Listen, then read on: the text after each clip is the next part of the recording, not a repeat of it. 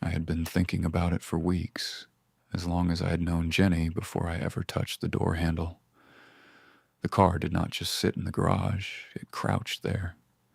It was low slung and wide, built for speed in a way that felt deliberate, almost predatory. Even standing still, it looked like it wanted to be driven hard.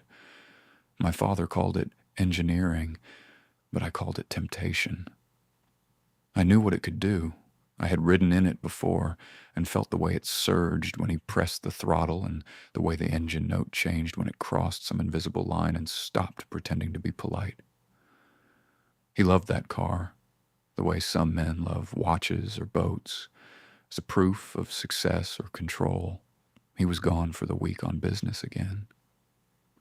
The house emptied out the way it always did when he left, echoing slightly as if it knew something was missing. I stood there with Jenny longer than I needed to and rehearsed the reasons not to do it. Then I took the keys. The driver's seat fit me better than it had any right to. The leather was still cool from the shade. The dash glowed faintly, purposeful and restrained. This was not a car built for errands or caution. Jenny was already smiling when she climbed in. She did not ask where we were going. She slid close, close enough that I could feel her warmth even before the engine turned over. I told myself we would keep it short. We would take a loop and drive just enough to get a taste. The engine answered like it had been waiting. We pulled onto the road just as the sun dipped low and threw long shadows across the hedges. I drove faster than I had ever seen my father drive. The car did not complain. It encouraged me. Each gear change felt like a dare that I had accepted. Jenny leaned closer as we picked up speed. She laughed into the wind and her knee brushed mine while her hand rested on my arm as if she were steadying herself or steadying me. The road bent and fell away beneath us. The green landscape blurred into darker green and then into something almost black at the edges. I took corners hard and braked late. The speedometer climbed into numbers that I did not look at directly. There was a moment when another car appeared around a bend too close, and its headlights flashed white across the hood. I corrected the steering wheel with more confidence than my experience could explain. The car held. Jenny's laugh changed after that and became quieter and breathier. She moved closer, very close. The windows fogged slightly as night settled in, and the countryside dissolved into shadow and motion. My attention split itself in ways it never should have.